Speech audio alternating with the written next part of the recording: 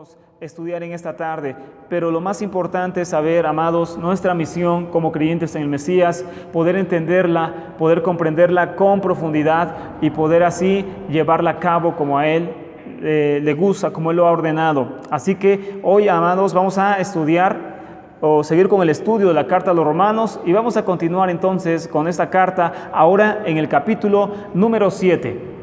La carta a los Romanos y capítulo número 7. En esta noche vamos a estudiar del capítulo 7 al capítulo 11 de la carta a los Romanos. Es una carta extensa, tiene 16 capítulos, así que ya prácticamente es el último tema, pero es importante que aprovechemos lo más posible las enseñanzas porque eso nos ayudará a entender la fe que debemos de llevar como creyentes en el Mesías de Israel. Ahora bien, hemos platicado en los últimos temas lo importante de entender la fe de los gentiles, amados, porque de lo contrario podríamos caer en una herejía y hemos caído muchas veces al escuchar enseñanzas que no son correctas. Hemos, amados, entorpecido nuestros pasos al hacer cosas que el Eterno nunca mandó ni el Mesías enseñaron en ninguna forma. Y es por eso que hoy debemos así recapitular nuestra fe y ponerla en el lugar adecuado. Así como Shaul, como Pablo enseñó, así debe de permanecer la fe, amados, sin distorsiones y sin adulteraciones de su bendita palabra ni de sus cartas. Y entonces, amados, sin más introducción, vamos de lleno al capítulo 7 de la carta a los Gálatas, verso 1 en adelante. Verso 1 al 6 vamos a leer para comenzar nuestro estudio de esta noche. Los demás temas ya están a través de YouTube, ustedes los pueden buscar en la página Comunidad Etz Caín o Comunidad Árbol de Vida. Ahí están el resto de los temas para que puedan repasarlos. Y dice de la siguiente forma, los primeros versos de la carta a los Romanos, capítulo 7, dice así, amados ajín: ¿acaso ignoran, hermanos, pues hablo con los que conocen la Torá, que la Torá se enseñorea del hombre entre tanto que éste vive? Pero la mujer casada está sujeta a la Torá al marido mientras éste vive, pero si el marido muere, ella queda libre de la ley del marido. Así que, si en vida del marido se uniera a otro varón, será llamada adúltera. Pero si su marido muriere, está libre de esa ley, de esa Torá, de tal manera que si se uniera a otro marido, no será adúltera. Así también ustedes, ajín míos, han muerto a la Torá mediante el cuerpo del Mesías, para que sean de otro, del que resucitó de los muertos, a fin de que llevemos fruto para Elohim. Porque mientras estábamos en la carne, las pasiones pecaminosas eran por la Torá, obraban en nuestros miembros llevando fruto para muerte. Pero ahora estamos libres de la Torá por haber muerto para aquella en que estábamos sujetos, de modo que sirvamos al régimen nuevo del Espíritu y no bajo el régimen viejo de la letra. Este capítulo, pero sobre todo, amados ajín, estos versos son sumamente contradictorios en apariencia y son, amados, ¿cómo llamarlo? Sujetos a varias interpretaciones erradas, muchas interpretaciones erróneas.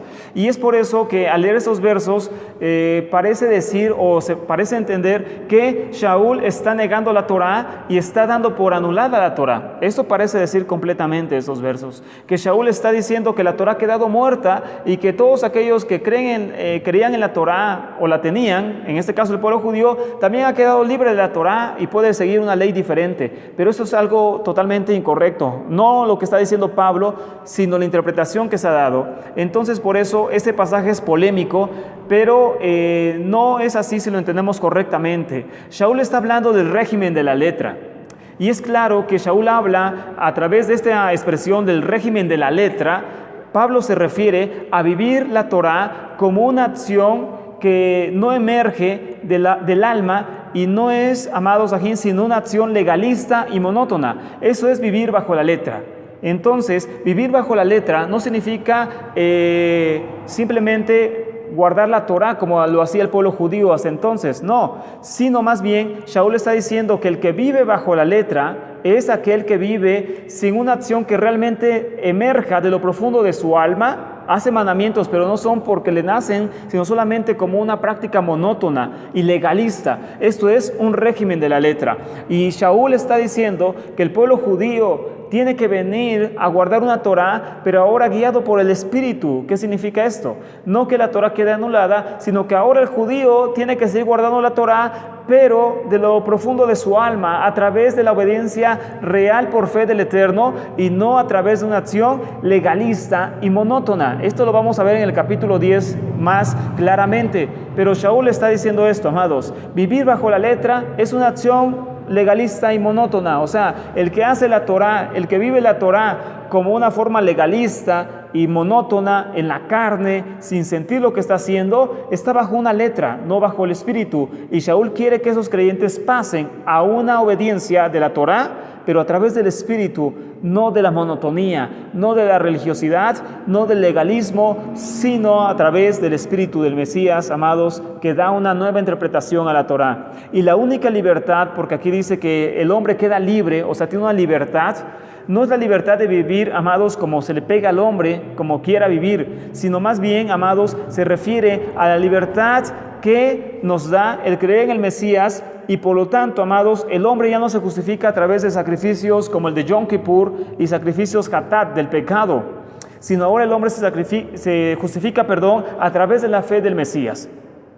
Eso es sumamente importante entenderlo, porque de lo contrario se pensaría que la Torá ha quedado anulada, o bien que Pablo está hablando en contra de la Torá cuando él nunca hizo tal cosa. Shaul nunca hizo, amados, ajín o amados escuchas que son cristianos y que se les ha enseñado durante muchos años, que Pablo anuló la ley, la Torá. Y este pasaje parece decirlo, parece confirmarlo, pero no, amados, hay muchos más pasajes que hablan que Shaul nunca en su vida dejó de guardar la Torá de Moisés, la ley de Moisés. Nunca Pablo dejó de guardar la ley, la Torá, sino que él se refería a que el judío, y lo vamos a ver en el capítulo 10 de esta misma carta, el judío no debe de guardar la Torá como una acción monótona, legalista, sin espíritu, en pocas palabras, una acción muerta, sino tiene que guardar la Torá como realmente un sentimiento que emerja de lo profundo de su alma, una Torá espiritual, o sea, que sus acciones sean Torá por sí mismas, sin estar cayendo en un estado legalista y monótono, frío, sin realmente fe en el Eterno al guardar un mandamiento. Ahora bien, algo muy importante decíamos, es que la libertad que tenemos no es un libertinaje. Eso quiere decir que el gentil ni el judío tienen que vivir impíamente, sino todo lo contrario, con más amor, con más apego y con más fidelidad a Elohim, ahora que ha conocido el Mesías, o que han conocido al Mesías. Versos 7 al 10, ahí mismo en el capítulo 9, seguimos leyendo y dice lo siguiente. Versos 7 al 10 dice lo siguiente: ¿qué diremos pues? ¿La Torá es pecado? En ninguna manera, pero yo no conocí el pecado sino por la Torá, porque tampoco conociera la codicia si la Torá no dijera no codiciarás. Mas el pecado, tomando ocasión por el mandamiento, produjo en mí toda codicia, porque sin la Torá el pecado está muerto. Yo sin Torá viví un tiempo, pero viniendo el mandamiento, el pecado revivió y yo morí. Y hallé que el mismo mandamiento que era para vida, a mí me resultó para muerte. Bueno, aquí es algo muy importante de lo que Shaul está enseñándonos, que ya habíamos platicado también. En estos versos vemos entonces, contradictoriamente, ahora una defensa a la Torá. Dice el verso 12, ahí en el capítulo 7, ahora verso 12 dice: de manera que la Torá, la verdad, es santa, y el mandamiento santo, justo y bueno. Entonces, vemos aquí dos cosas diferentes. Vemos dos cosas entonces diferentes. Una es algo que estamos viendo es que Pablo está en apariencia hablando en contra de la Torá. Amén. Pablo está supuestamente hablando en contra de la Torá, pero por otra parte, aquí dice que el mandamiento es santo, justo y bueno, o sea que está diciendo lo contrario, en pocas palabras.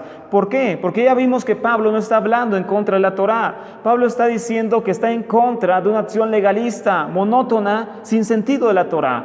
solamente guardar la Torah porque lo tienen en el pensamiento y tienen una Torah escrita. A eso es lo que Pablo se refiere y por eso Pablo se está oponiendo a eso. Pero no se está oponiendo a guardar la Torah, porque el pueblo judío siempre guardó la Torah y él siempre, Pablo, hasta el último día de su vida, guardó la bendita Torah. Se está refiriendo a que no se tiene que hacer legalismo a través de esto. Y por ello, amados, en estos versos vemos la defensa de la Torah, anulando cualquier pensamiento cristiano de dispensacionalismo.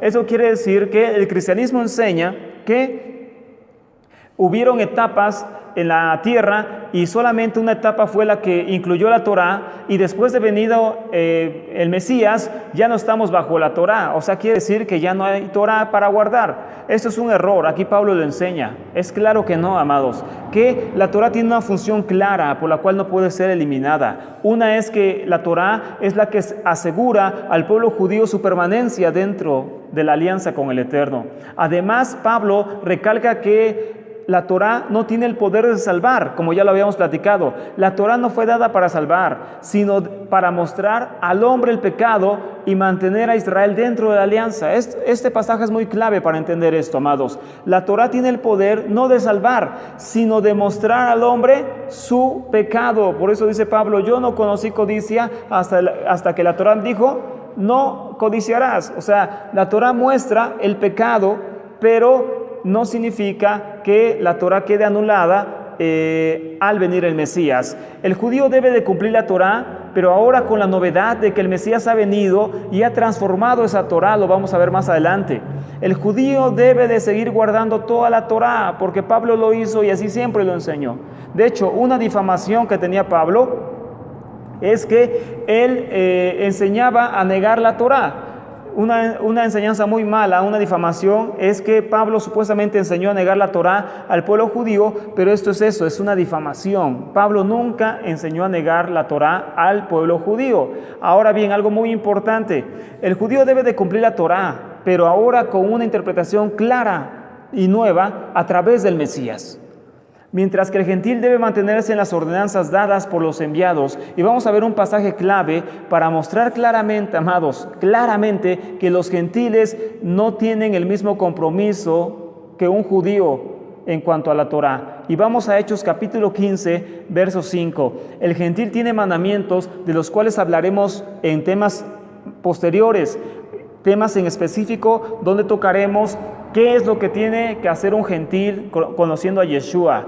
Pero en este caso, amados, las personas que enseñan a guardar toda la Torah de Moisés a un gentil y a circuncidarse, amados, están cayendo en un terrible error que, amados, está confundiendo realmente a los creyentes y está yendo en contra del Mesías mismo. Eso es lo grave.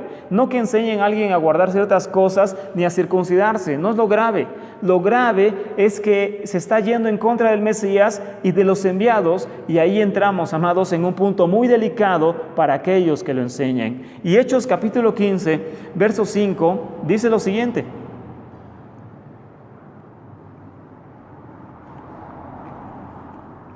Hechos capítulo 15, verso 5, amados, dice lo siguiente: pero algunos de la secta de los fariseos que habían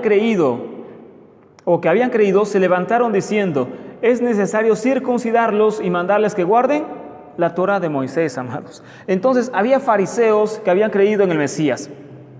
Y entonces esos fariseos querían que los gentiles que habían creído que se circuncidaran. Está muy claro, amados, no podemos decir que esto tiene una manipulación. Esto es muy claro.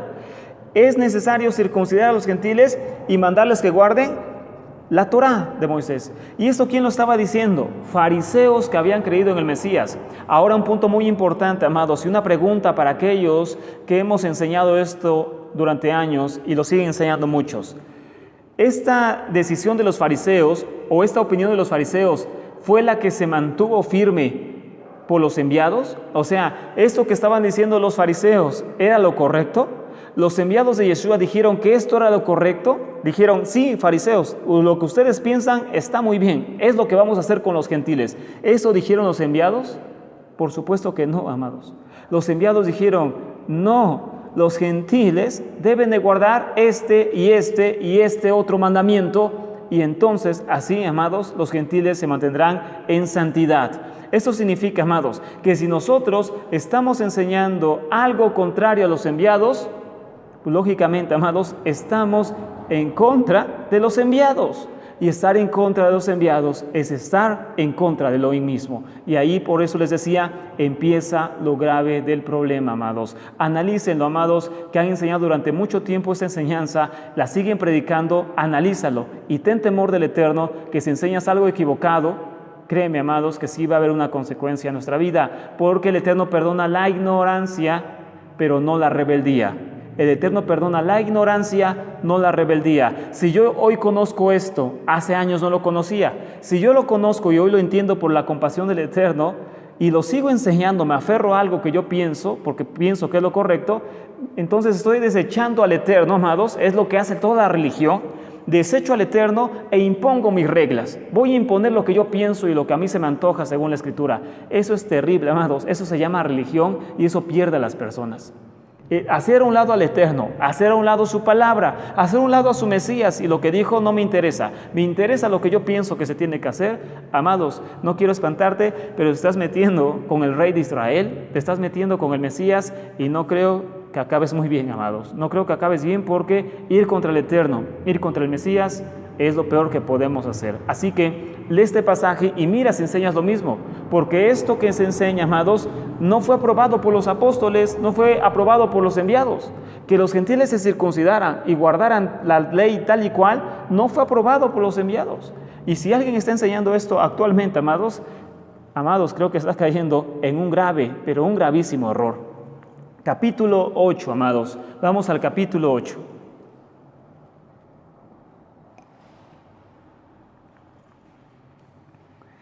Entonces no debemos seguir una religión, debemos seguir lo que el Eterno manda, lo que el Eterno quiere, no una religión, amados, sino lo que el Eterno manda. Capítulo 8, versos 5 y 6. Entonces, el capítulo 8 nos habla de esto tan importante, amados, que es el vivir conforme al Espíritu. Eso significa ser guiados por el Eterno, tener al Eterno en el corazón y actuar porque el Eterno está ahí, está en el corazón, no está fuera, amados, en una libreta, está dentro del corazón, y el hombre que tiene a Elohim así debe de actuar por pura naturaleza. Y el capítulo 8, versos 5 y 6, dice lo siguiente, amados: porque los que son de la carne piensan en las cosas de la carne, pero los que son del Espíritu, en las cosas del Espíritu. Porque el ocuparse de la carne es muerte, pero el ocuparse del Espíritu es vida y paz. En este capítulo, Shaul habla de la idea anterior sobre los gentiles. Se podría pensar que un gentil sin los reglamentos estrictos de la Torá viviría en libertinaje. Entonces el gentil puede decir, bueno, como yo no soy obligado a guardar la Torá como un judío, puedo vivir como se me pegue la gana. Y Pablo siempre repite, no hagas eso. El gentil no puede vivir como se le pegue la gana, porque el que es guiado del Espíritu no puede ocuparse en las cosas de la carne, y viceversa. El que está en la carne no puede ocuparse en el Espíritu. Shaul muestra que no es así, que los gentiles no pueden vivir en libertinaje.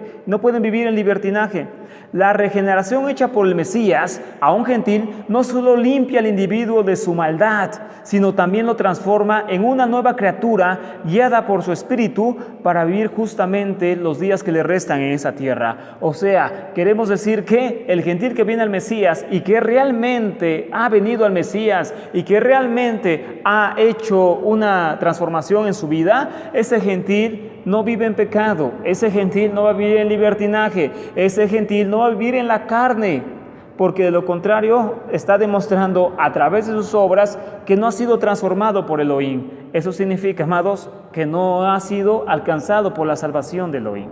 Un gentil que realmente ha sido transformado vive conforme al Espíritu y no conforme a las obras de la carne. Tenga o no tenga la Torah escrita, el gentil no puede vivir como a él se le pegue la gana. Verso 19.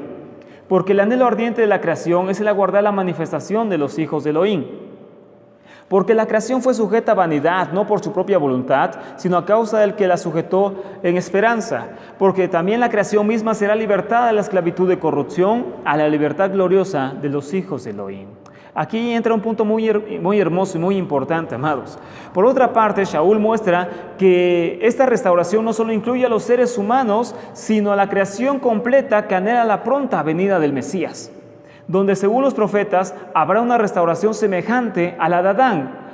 Así también entendemos, Ajín, que como Adán fue desechado y toda la creación fue corrompida a causa del pecado de Adán, de la misma forma el segundo Adán, amados, el Mesías, viene para restaurar no solamente a la raza humana, sino a toda la humanidad. Esto significa, amados, que toda la humanidad, incluyendo árboles, animales, etcétera, será restaurada cuando el Mesías regrese a esta tierra. A eso se refiere Shaul, y por eso da un término muy importante, muy hermoso, que dice que nosotros somos llamados ahora hijos de Elohim o escogidos de Elohim.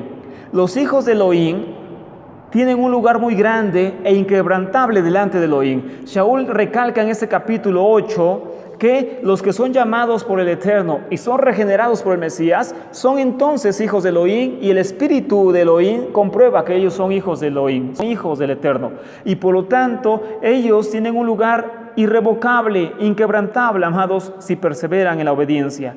Por eso, amados, debemos apreciar el lugar que Elohim nos ha dado. El gentil debe de apreciar su lugar, no sentirse más ni sentirse menos que nadie. Debe de apreciar el lugar que Elohim le ha dado, y el lugar que Elohim le ha dado es ni más ni menos el lugar de un hijo o una hija. Elohim no está llamando a los gentiles de otra forma que no sea algo excelente. Elohim le dice a los gentiles hijos, los lleva al nivel de hijos de un hijo de Elohim. Shaul toca acá un tema muy importante, por lo tanto, amados, la adopción de los gentiles. ¿Qué es y por qué es tan importante entender la adopción como gentiles para que no te creas judío de sangre pura y caigas en una herejía? Debes entender algo mejor, debes entender que eres hijo de Elohim y que por lo tanto no necesitas copiar algo, no necesitas imitar o hacer cosas semejantes porque eres hijo de Elohim, y por lo tanto, amados, debes entender la adopción, el término de adopción. La adopción que el Eterno nos dio como creyentes en el Mesías y ahora somos llamados hijos de Elohim. Este término es, amados, un término que era muy conocido dentro del Imperio Romano. El término de adopción es un término muy conocido dentro del Imperio Romano. Recuerden que Shaul está hablando a griegos, a romanos, y por lo tanto les habla en sus propios términos para que ellos entendieran, y nosotros también ahora. Por lo tanto, el término adopción se refiere a la época en la que vivía Shaul, amados, a alguien que es llevado a un nivel muy excelente, amados, y que por lo tanto debe reconocer ese lugar. En otras palabras, la adopción en el Imperio Romano significaba algo muy importante: nacer en una familia y ser trasladado a otra familia. El gentil nace en una familia que es una familia gentil, es una familia del paganismo, y por lo tanto, al ser adoptado como hijo de Elohim, el gentil es trasladado a otra familia. ¿A qué familia? A la familia de Elohim, Efesios 2:19. El gentil es trasladado a la familia de Elohim. Ahora bien, esto era sumamente normal y muy importante en el Imperio Romano. Escuchen el ejemplo, amados. Esto de adopción era muy normal y muy importante en el Imperio Romano. Por eso Pablo lo está tocando, para que los gentiles entendieran cómo fueron llamados. Ahora bien, por ejemplo, hay algo muy importante en la historia que nos comprueba a qué dimensión llegaba la adopción en el Imperio Romano.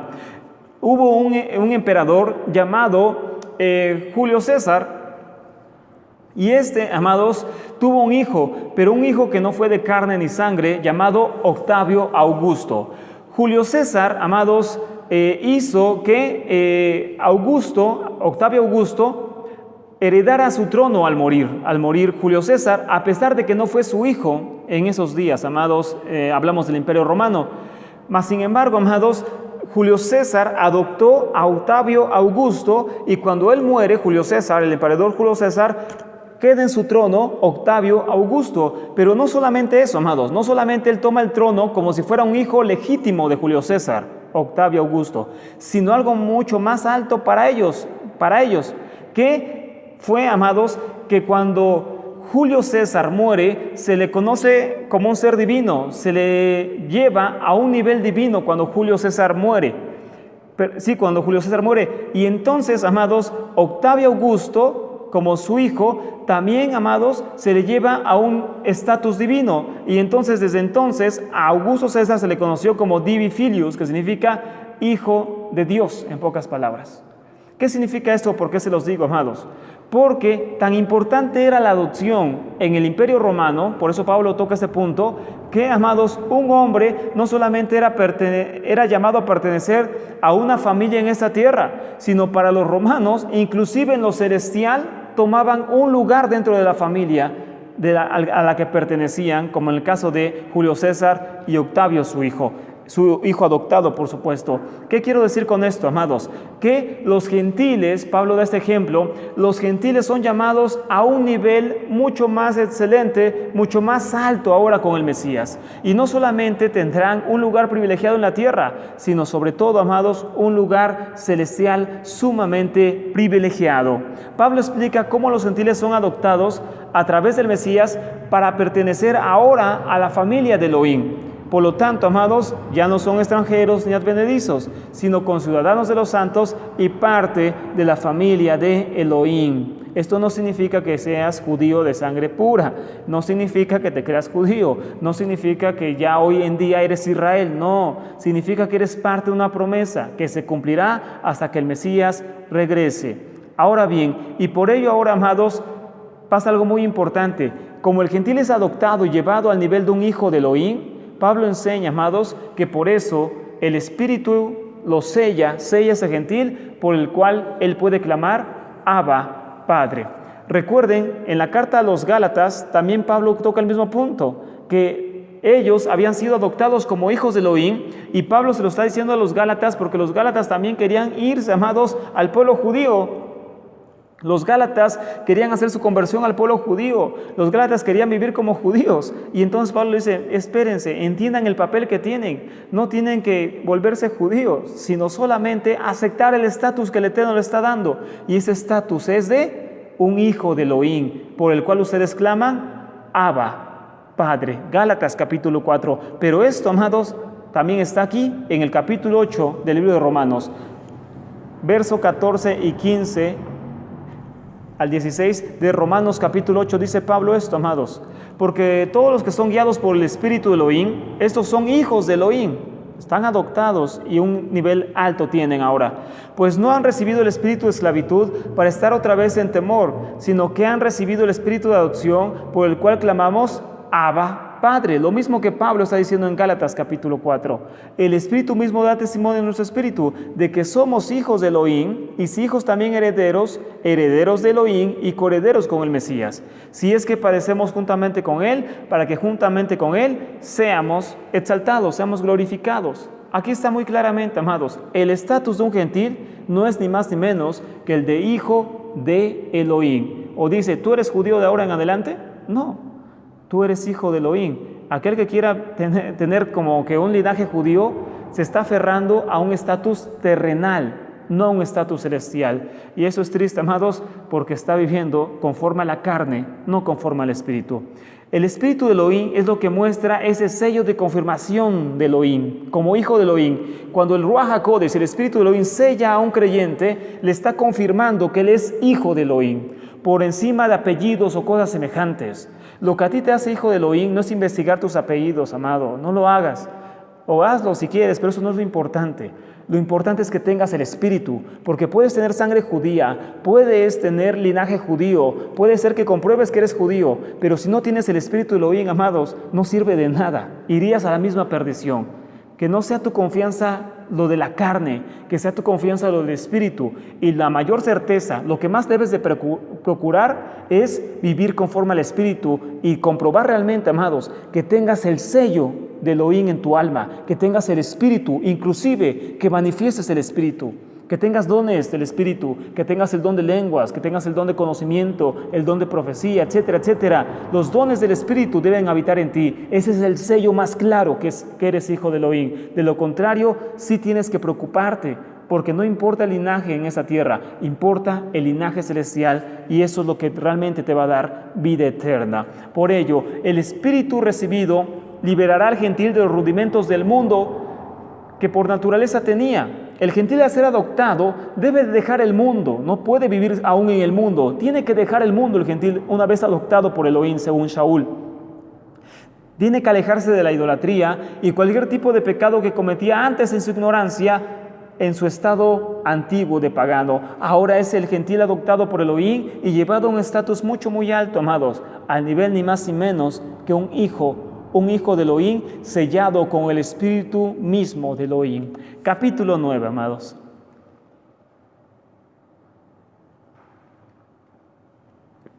En el capítulo 9, Shaul habla algo muy importante para nosotros, para que no, amados, saquemos nuestras propias conclusiones sobre el pueblo judío.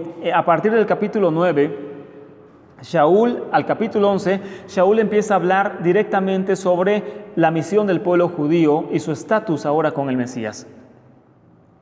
No vamos a tocar todos los versos como les he platicado, porque entonces sería sumamente largo el tema, y lo más importante es que comprenda las ideas generales. Ahora bien, amados, y que con esos pocos conocimientos que te estamos dando puedas sacar una mejor conclusión de las cartas de Shaul y por sobre todo vivir de una forma, amados, que realmente sea justa delante de Elohim. Y dice Romanos capítulo 9, verso 1 en adelante: verdad digo en el Mesías, no miento, y mi conciencia me da testimonio en el Espíritu, que tengo gran tristeza y continuo dolor en mi corazón, porque desearía yo mismo ser anatema, separado del Mesías, por amor a mis hermanos, los que son mis parientes según la carne, que son israelitas, de los cuales son la adopción, la gloria, el pacto, el Sinaí, la promulgación de la Torá, el culto y las promesas, de quienes son los patriarcas y de los cuales según la carne vino también el Mesías, el cual es Elohim sobre todas las cosas, bendito por los siglos. Amén. Ahorita vamos a explicar este último verso. Se comprueba entonces, amados, que en el trasfondo de su mensaje, Pablo anunciaba al Mesías a los gentiles por amor a su pueblo. Pablo va a predicar a los gentiles y que los gentiles vengan al conocimiento del Dios de Israel por algo muy importante, amados, porque él quiere la salvación de su pueblo. No es que no ame a los gentiles, pero sobre todo él lo hacía por la salvación de su pueblo, como lo vamos a comprobar más adelante. El profundo dolor de Shaul por su nación es una evidencia clara de que nunca rompió con el judaísmo. El dolor que expresa aquí Pablo hacia su pueblo es una evidencia de las más claras de que Pablo nunca rompió con el judaísmo como se ha enseñado durante años. Por eso dice Pablo: ser yo mismo anatema, quisiera ser yo mismo llamado maldito, anatema. ¿Por qué usa esta expresión tan fuerte Pablo? Porque él, amados, al igual que Moisés, quería dar su vida inclusive por el pueblo judío, amados. Por eso Shaul amaba tanto a su pueblo que él mismo quisiera ser anatema, o sea, nunca haber conocido al Mesías con tal de estar dentro del pueblo. Eso significa el amor tan grande que Pablo tenía hacia Israel, el cual nunca, amados, maldijo, el cual nunca quiso separarse, sino todo lo contrario, luchó hasta el último día de su vida porque Israel fuera salvo. Y el último verso que les comenté, amados, sobre la parte donde dice que el Mesías es Dios bendito por los siglos. Entonces, la mayoría de los comentaristas concuerdan de que no se refiere al Mesías, por supuesto, sino al Padre. Y esto, amados, es muy importante porque de lo contrario también caeremos en enseñanzas equivocadas. Pablo se está refiriendo, o más bien, con el simple hecho de poner una coma, es suficiente para separar un verso del otro. Así que, si solamente pausamos la parte donde dice Mesías según la carne y después, o separamos, donde dice Dios bendito por los siglos, nos damos cuenta, amados, que lo que realmente está diciendo Shaul es que Elohim mandó al Mesías a hacer esa misión, y no significa, amados, que el Mesías sea Elohim. Pablo no está diciendo que el Mesías es Dios por los siglos. Eso nunca estuvo en el pensamiento de Pablo, y después lo vamos a comprobar con bastantes citas, no con mis pensamientos, ni filosofía, ni nada, sino con citas comprobamos que Pablo nunca llamó al Mesías Elohim, sino que son faltas, amados, en las traducciones y en la forma de escribir esto, pero esa es la aclaración, después lo veremos con más detalle. Verso 14 al 16 dice: ¿qué pues diremos? ¿Que hay injusticia en Elohim? En ninguna manera. Pues Moisés dice, tendré compasión del que yo tenga compasión y me compadeceré del que yo me compadezca. Así que no depende del que quiere ni del que corre, sino del que Elohim tiene compasión. Bueno, Shaul aquí nos está diciendo algo muy hermoso. El llamado de Israel es irrevocable. Además de que su predestinamiento es para formar la promesa a Abraham de formar un grupo de naciones que adoren al Dios único. El llamado no es solo para Israel ahora, sino también para los gentiles. El llamado no es por obras, por eso dice que Isaac fue llamado antes de que naciera, para mostrarnos, amados, que el llamado no es por las obras, sino solamente por la compasión divina.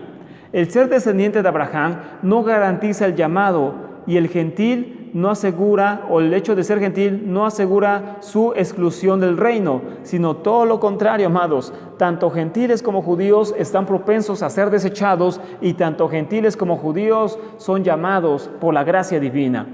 El intentar formar un solo pueblo, amados, no solamente es un falso celo. Aquellos que dicen que judíos y gentiles actualmente forman un solo pueblo, según la carne, no solamente es un falso celo, sino que también contradice lo dicho por Elohim y se convierte en una iniquidad grave por ir en contra de la palabra de Elohim. Por eso cambiamos de enseñanza, porque es grave, amados. Si no fuera grave enseñar esto, yo seguiría enseñando, perdón la expresión, mentiras, porque era una mentira. Pero es grave, amados, es muy, pero muy grave enseñar que los gentiles y los judíos son un mismo cuerpo actualmente en el Mesías, amados. Después explicaremos esto. Eso es grave. ¿Por qué? Porque es ir en contra de Elohim, amados. Y yo por eso te decía al principio, tú puedes hacerlo, puedes ir en contra de Elohim, pero tristemente, amados, va a haber una consecuencia. Porque de ahí surgen las religiones, de hacer lo que yo quiero y no me importa lo que Elohim piense. Hago a un lado la palabra de Elohim y empiezo a hacer lo que yo quiero, amados. Eso se llama egocentrismo, eso se llama religión y es el principio de los males del hombre, amados. Salgamos de la religión, hagamos lo que la palabra del Eterno dice, creamos lo que la palabra del Eterno dice y no lo que yo quiero creer o lo que a mí me enseñan sin tener realmente bases fundamentadas en la palabra de Elohim. Capítulo 10, amados.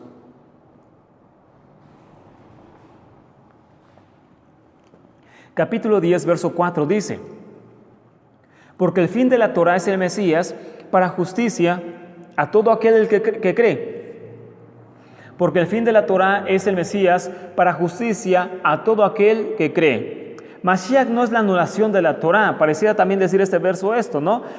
Ya acabó la Torah, ya no hay más Torah. No, Mashiach no es la anulación de la Torah, sino su consumación o perfección. La palabra griega, amados, que aparece detrás de fin, porque el fin de la Torah, la palabra griega para fin que aparece ahí es telos. Y telos en griego significa finalidad, consumación o perfección. Entonces podríamos leer así, porque la finalidad de la Torah es el Mesías, porque la consumación de la Torah es el Mesías, porque la perfección de la Torah es el Mesías, telos, perfección. El Mashiach es la perfección de la Torah, no su fin. Toda la Torah, amados, eso es muy importante que lo guardes en tu corazón. Esta frase yo quiero que se te quede esta noche en tu corazón. La aprendí, amados, de un gran maestro de Torah, un gran maestro que lleva 40 años nada más estudiando al Mesías, nada más 40 años lleva. Ahora bien, amados, impresionante. Y esta frase la aprendí de este gran maestro. Dice, toda la Torá apunta hacia el Mesías. Toda la Torá apunta hacia el Mesías. Y el Mesías con su cumplimiento de la Torá la lleva a la perfección. Esto es lo que Pablo está diciendo, amados, en todas sus cartas. Toda la Torá apunta hacia el Mesías. Toda la Torá tenía el fin de apuntar hacia el Mesías. Y el Mesías con su cumplimiento de la Torá la llevó a la perfección. La hizo más excelente, amados, mucho más alta de lo que un día fue. Entonces, por eso, toda la Torá apunta al Mesías. Y el Mesías, con su cumplimiento, amados, de la Torá, la lleva a la perfección, amados. Antonio Piñero, su libro Guía para entender a Pablo de Tarso. Doy, amados, la guía o doy el nombre de quien lo aprendí para mostrar, amados, que esto no es mío, pero sí es totalmente aceptable por mi pensamiento, porque amén, esto es lo que hizo el Mesías. La llevó a la perfección, no a su fin.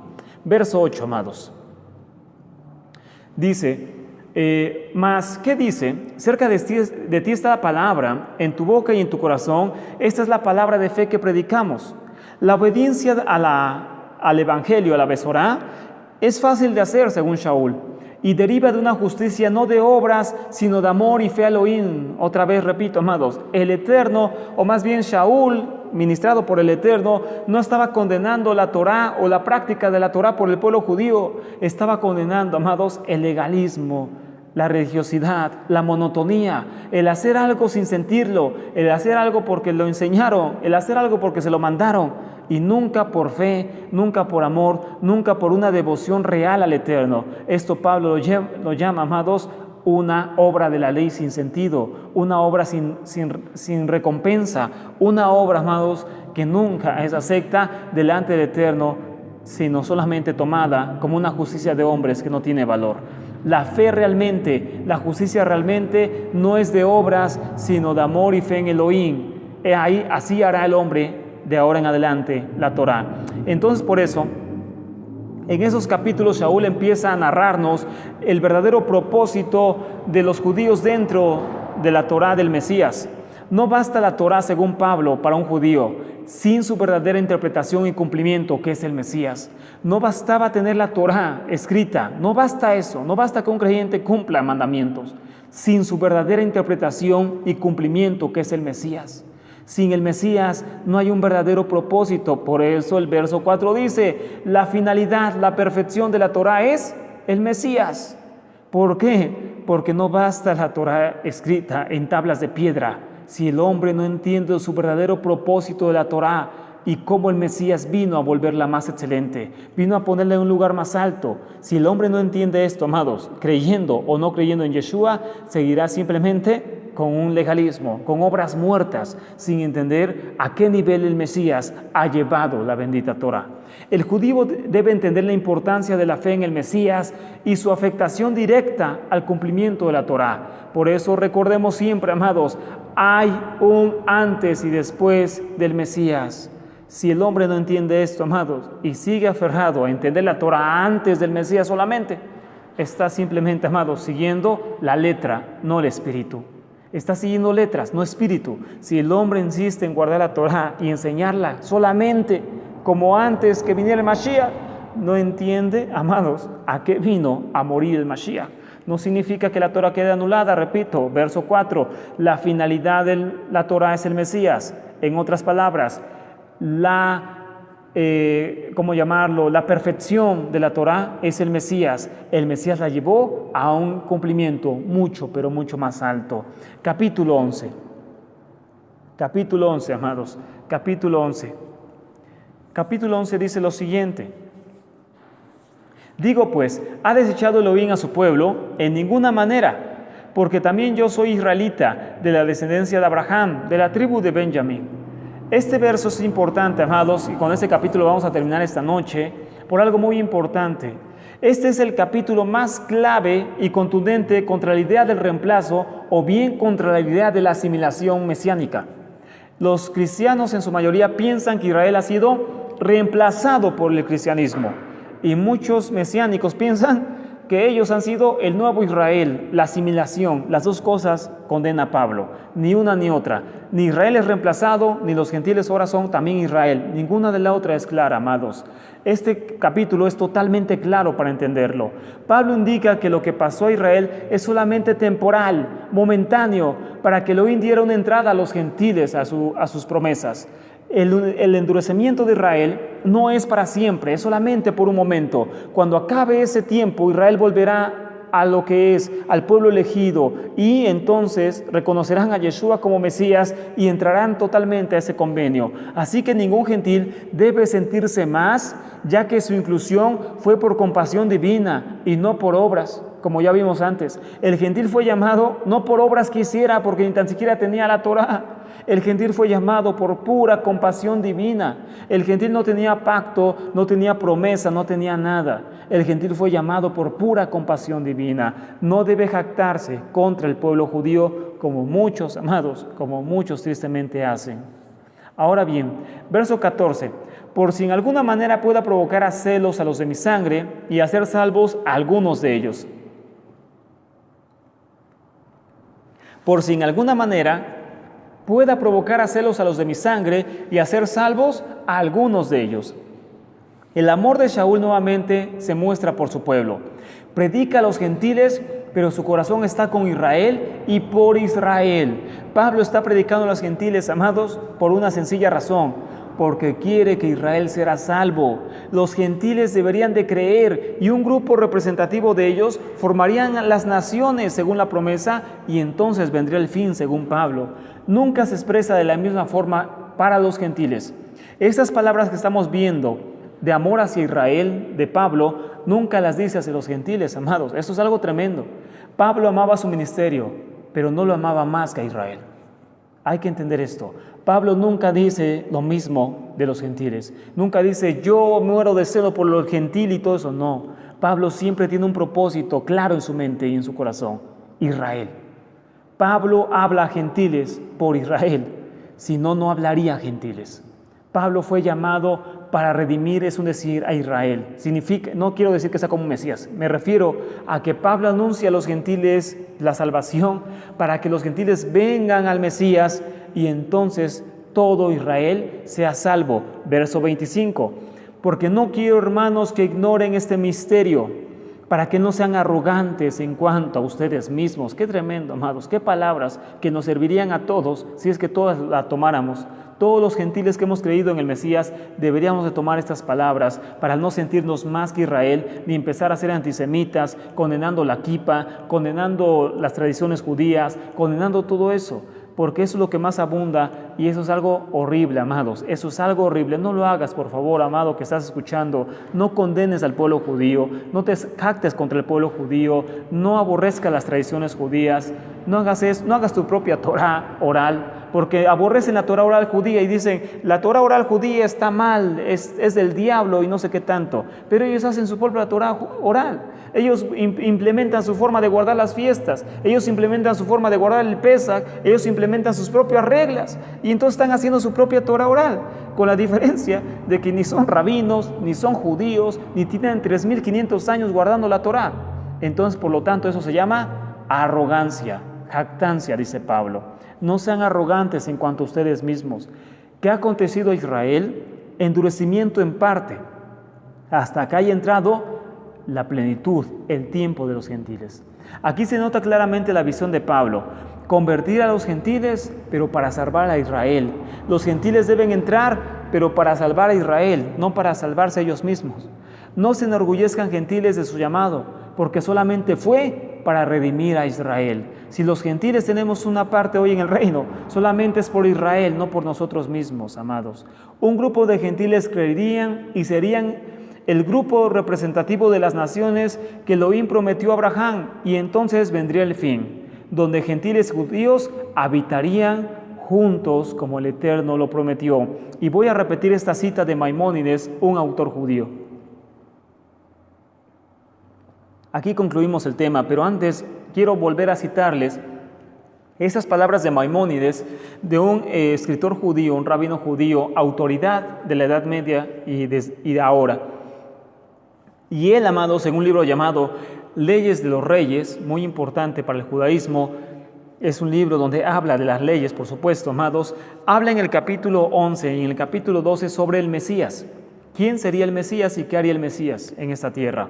Y Maimónides dice, amados, interpretando, amados, Isaías, donde dice que el buey comerá paja, el león al igual que un buey comerá paja, y el niño meterá su mano en la cueva del áspid y no le dará daño, y entonces el lobo y el cordero habitarán juntos y nadie dañará en todo mi santo monte. Eso dice Isaías, amén. Y entonces Maimónides enseña, amados, esto no se tiene que leer literalmente. Esto se refiere a Israel y las naciones que cuando venga el Mesías habitarán juntos, cada uno en su estado, unos como judíos y otros como gentiles. Cuando dice Isaías que el cordero morará junto al lobo, significa que Israel, o el cordero, morará junto a las naciones que antes le quisieron hacer daño y serán en ese tiempo compañeros a través del Mesías. Y el león comerá paja igual que un buey, no se refiere a otra cosa más que a que los gentiles comerán puro, comerán kasher cuando el Mesías aparezca. Leyes de los Reyes, Maimónides, capítulo 12. ¿Qué significa esto, amados? Que los judíos siempre han creído esto porque está en las profecías. No lo están creyendo de su propia imaginación. Los judíos y los gentiles habitarán juntos cuando el Mesías aparezca. ¿Pero en qué estado? ¿Siendo un solo pueblo? No, amados. Esto es ¿cómo llamarlo? Una interpretación muy mala, amados, muy incorrecta de la Escritura. No formando una sola nación, desapareciendo las naciones, sino cada uno en el estado en el que fue llamado ahora con la venida del Mesías y con los reglamentos que cada uno han recibido para su permanencia en la promesa esta, amados. Por eso, amados, Pablo es muy claro en su teología. Israel no ha sido desechado y los gentiles no tienen que venir, ¿por qué?, a tomar el lugar de Israel, porque esto es algo que el Eterno condena. Los gentiles permanezcan en el estado en el que les fueron llamados. Me refiero no a vivir impíamente, me refiero a vivir justamente, porque eso es lo que quiere el Mesías, pero no se hagan judíos, porque eso tampoco el Eterno quiso. Y los judíos no deben hacerse gentiles, amados. No existe eso de que los judíos y gentiles hoy sean una sola carne, porque entonces estamos cayendo en una profanación a la profecía bíblica, y eso sí, por supuesto, amados, es mucho, pero mucho, muy grave. Así que, amados, hasta acá lo dejamos, el tema de la carta a los Gálatas, y si el Eterno lo permite, amados, ya para la próxima semana terminaremos totalmente la carta a los Gálatas, amados, y tocaremos un poquito sobre la carta a los Corintios, que Pablo vuelve a repetir el mismo tema, amados. No es una cita aislada, sino son un conjunto de libros y citas donde Pablo recalca día y noche cuál es el estado del gentil. Si alguien quiere guardar otra cosa, amados, lo siento, amados, pero está yendo en contra de la Escritura y del Mesías. Y por supuesto, amados, una persona así, neciamente guardando lo que no se le mandó, acabará, amados, tarde o temprano siendo desechada por el Eterno, porque está creando su propia Torá y no la Torá que el Eterno mandó siempre a su pueblo, y también, amados, ha mandado a los gentiles. Que el Eterno nos libre de tan grande error y tan grande necedad, amados, de guardar lo que queramos y no lo que el Mesías dijo. Que el Eterno les bendiga, amados.